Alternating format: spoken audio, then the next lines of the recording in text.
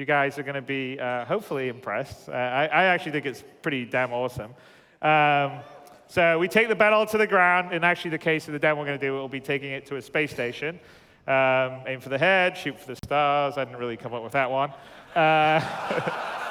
High stakes and real consequences. So the big challenge on what we're doing with Star Citizen, because it's a big persistent universe, this isn't sort of Team Fortress or a Call of Duty thing where you just sort of respawn and get back in the game, because obviously there should be consequences if you try to board someone else's ship and you get shot. It's not like you should just respawn and go back in. So the type of game that we're designing means that we have to switch it around to be sort of a more thoughtful, tactical experience with also more,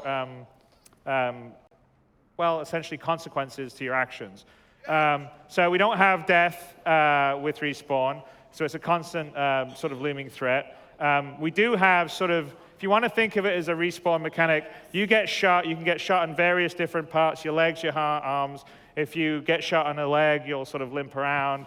Get shot in an arm, you won't be able to use it. And when people go down, they get wounded and they're bleeding out. Now, you can drag them to safety, and you can fix them up. And that's sort of the in-fiction sort of respawn way to do it. If you don't drag them to safety and the opposing side gets there and does a headshot, well, then you're dead. You're out for that consequences. So that's really, I think, it's pretty interesting. It will change some of the dynamic of the first-person combat. So unparalleled fidelity, unequaled realism. So if we go back into the hangar, right, so just to generate, so you guys were asking about various things like breathing and stuff like that. So we're actually in a build, we're actually in the first-person shooter branch of the build, which has a whole different level of animation that we've been working on, besides what you've seen in the hangar, which is sort of very rudimentary. And so as you can see, here, he's in the light marine outfit. You may actually be able to notice that he's breathing right now, and you can see his breathing. And when he was moving, you can see him breathing. You can see you've got the nice reflections on the glass and everything. And if we go back inside first-person view, and we start to move around, I don't know if you can see, there's a very subtle thing on the bottom. You actually can see your breath on the visor there. And as you're moving around, and you get out of breath, so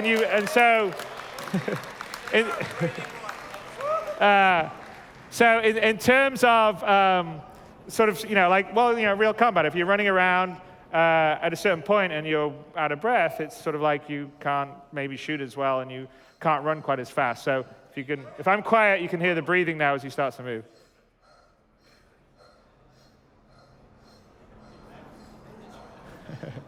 So that's part of the aspect. The other. Well, wait a minute. You'll see that a little later on. Another thing to point out as we're moving around here is, from a first-person standpoint, I'm really interested in trying to have an immersive experience. So when you're in a helmet, in a marine combat suit or in any other kind of spacesuit combat suit, you really sort of are in the helmet. And so if you weren't, you'd have a slightly wider vision. So here, one of the things that we've done is we actually model the eyes separately from the head. So if you look all the way down, if you think about when you look down, at a certain point, your eyes start to go down instead of your head because it can't go down anymore. Same if you go up and you go left or right, which is sort of what we're doing on the helmet here. And then there's also one other aspect that we're doing in terms of moving around. Mostly in first-person shooters, the actual first-person mode itself is separate from the third person. What that means is, a lot of times it's cheated, and there's a camera floating in space, and there's two arms right next to the head, and they're holding a gun, and it's not actually physically correct. And it's done that way because in the old days, you didn't have the fidelity to have sort of detail on the hands, and also just sort of trying to make it physically correct so it's one model, one setup between first and third person is actually quite difficult. For us, we really wanted to do that because the whole idea of Star Citizen is immersion. You should be able to look down, see your body. Shouldn't be any different between first and third person. So that is definitely what we have here. And we do a couple of subtle things. And I talked about we model the eyes separately. So generally, one of the reasons why they do first person separately is because if you just put a camera where a person's running and bouncing up and down, well, if you did that with a GoPro or something, you'd sort of see the camera going up and down. It would make you sick. If, as a person, you're running around, what happens is you tend to focus on a point in the distance, and your brain and your eyes are sort of adjusting as you move around. So we actually model that in this, where we basically have a target point, and if you see, our view in the distance stays locked in the same point. But if you're in the inside, as I'm running and bouncing up and down, you can suddenly feel like a little perspective shift here, because what's happening is your head's actually bouncing up and down, but your eyes are always trying to keep focused on the same point. So in terms of that, we sort of feel like it gives a much better sense of immersion and motion. If we pull out a gun, I think, by the way, let's see, what you see is what you play. I'm kind of going through our slides here. So no old school floating guns. Correctly simulated eyes, head, and body. That's on my little presentation here. And first and third person animations are unified. So that means that whatever we're doing in the first and the third person animation is exactly the same. So we can also do things like now I've got the gun here. I can look down. Let's get into a place where we can actually see the gun a little better. There we go. OK, so now if you look down, and there's sort of, we have some kind of fun idle stuff where you can sort of look at your gun a bit more and all the rest of the stuff. And that's sort of randomized between what you do. So yeah, I mean, and if we switch to third person right now, all the same, and go around to the front, Travis. So it's all the same motion and animation between the first and the third person.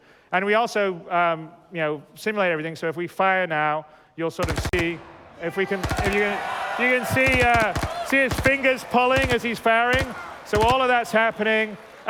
We also, one of the other big things that we do is the gun shoots where the barrel's pointing. So it's not like most first-person shooters, when you're in the first-person mode, basically you're shooting where the mouse is pointing, your crosshairs pointing. Well, this is actually shooting exactly where the gun's pointing, and this is actually kind of another fairly big deal. In so much that when you're moving around, if you stop to iron sight, so I guess we could probably iron sight now, like in real combat, you don't really just sort of run around and start shooting because you don't have great accuracy, but so you would tend to want to stop and set and be able to shoot. And so we sort of simulate that. So if you can shoot from the hip or in a sort of version like this, but obviously it's not going to be as accurate as when you're shooting in the sort of the iron sight set, or when you're scoped or whatever. So, and it's exactly where you're pointing. So it doesn't cheat, it doesn't do all that. So we think ultimately that's going to make a much more sort of intense and realistic first-person experience. So that's sort of a little bit of a primer. We're actually going to run a full-featured multiplayer combat demo here, where you'll sort of see a lot of the things I talked about will all sort of be happening. So when you watch it, hopefully you'll appreciate some of these sort of details. But ultimately, I hope that the details are really going to sort of make the whole environment immersive. Before we start to do the demo, it's only fitting to finally introduce you guys to the very talented team, the Redacted developer, that have been working specifically on the first-person shooter aspect and a lot of the sort of things that we've just shown you right now, and you'll see a lot more of. So let's run the video to meet Redacted, and then we'll bring them out.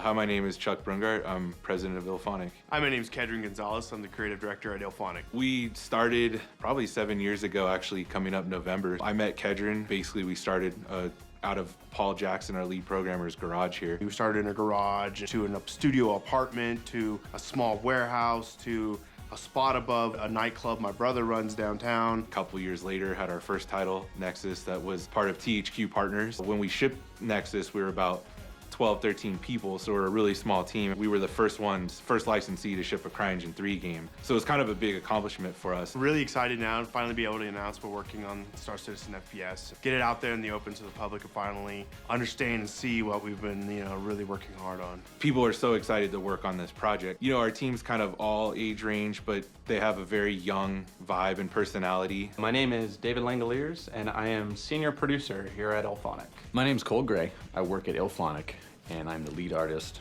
on the FPS module. My name's Rodney Houle. I'm the lead designer, so I manage the design team here. My name's Shane Stoneman. I'm a senior artist here at Elphonic. My name's Matt Hubble. I'm an effects artist here at Elphonic. My name is Brian McConnell, and I'm an animator here at Elphonic. I'm Nick Fletcher. I'm a programmer here at Elphonic. As far as first-person shooters, we're doing something pretty different and groundbreaking that will hopefully set the future of first-person shooters. I think what makes the FPS so special in Star Citizen is the absolute sheer immersive physical animation-driven based system behind it that has never been seen before. There's never anything that's come close to this. We're building a system where the first and third person rigs and cameras are all the same. So in normal FPS, you kind of have this where your gun is shoved up into your mouth and the camera is just a floating, bobbing head, and you look down, you don't see any feet. Everything in ours is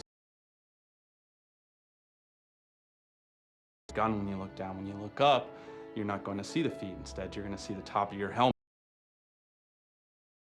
And realism that I don't think we've really seen before. Being the lead artist, I push for excellence as much as possible as far as the visuals, and I thought that we were going to hit a certain level, and we've just pushed that, and we just keep pushing it, and it doesn't seem like there's any end in sight for how awesome this is going to get.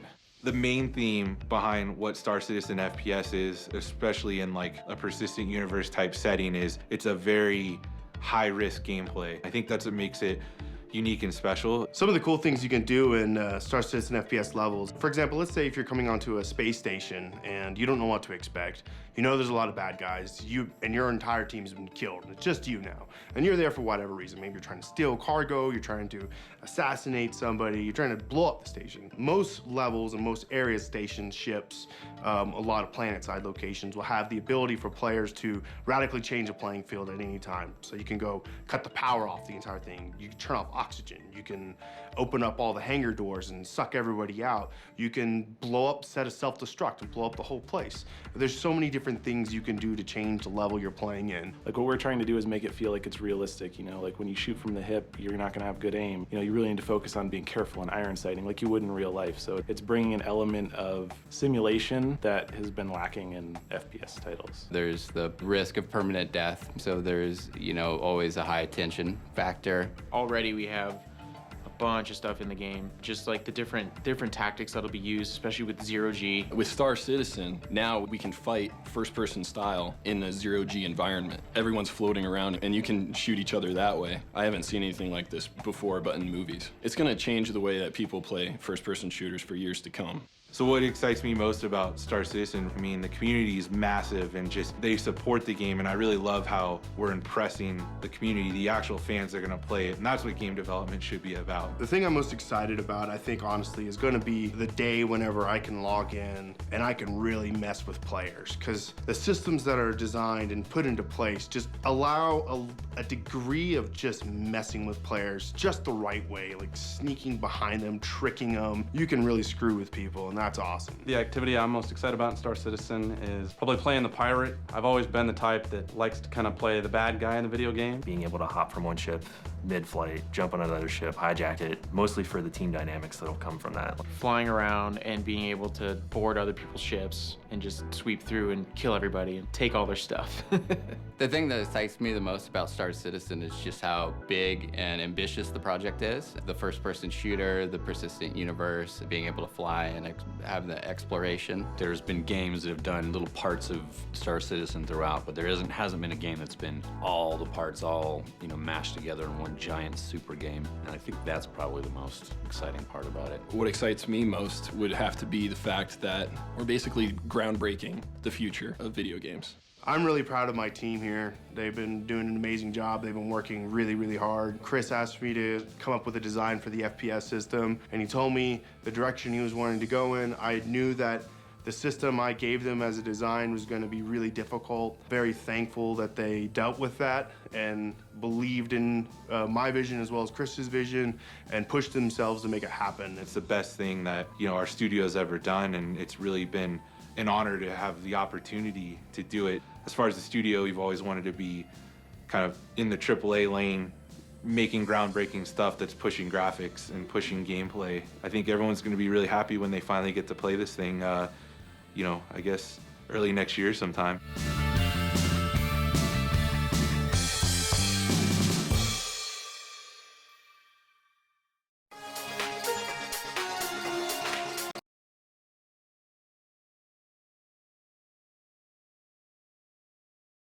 Much, much cooler.